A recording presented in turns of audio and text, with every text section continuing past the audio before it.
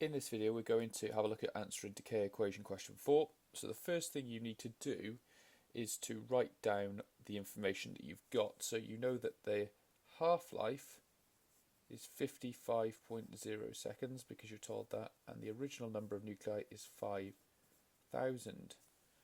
So to answer this question then we're going to use an equation, and we know that the half-life is equal to ln 2, that's supposed to be a natural log there, over lambda. Okay, so we can rearrange that equation to get lambda equals ln 2 over t half, or the half-life. Remember, that's the symbol we use for half-life. So ln 2 divided by 55 seconds, because that's the half-life. So 55 seconds is the half-life.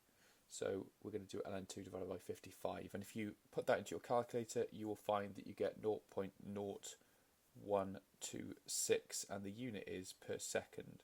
You can also write that as 1.26 times 10 to the minus 2 seconds to the minus 1.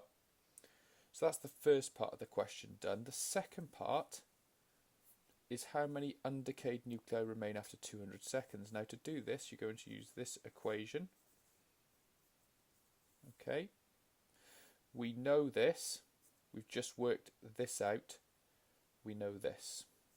So we can put the numbers in, 5,000 multiplied by e to the minus 1.26 times 10 to the minus 2 multiplied by 55, and you should then get the answer to the question, which would be 402.3, and there's your answer. Now there's no unit there because it's just a number of undecayed nuclei remaining after 200 seconds.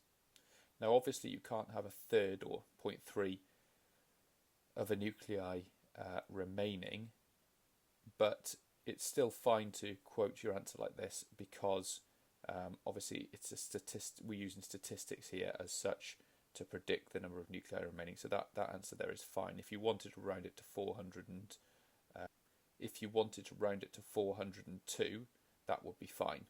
Okay, I wouldn't round it to 403 because if we're saying that we've only got 0.3 of a nucleus remaining, that would suggest that that nucleus is likely to have decayed, so we'll go with 402. There we go, that's that question.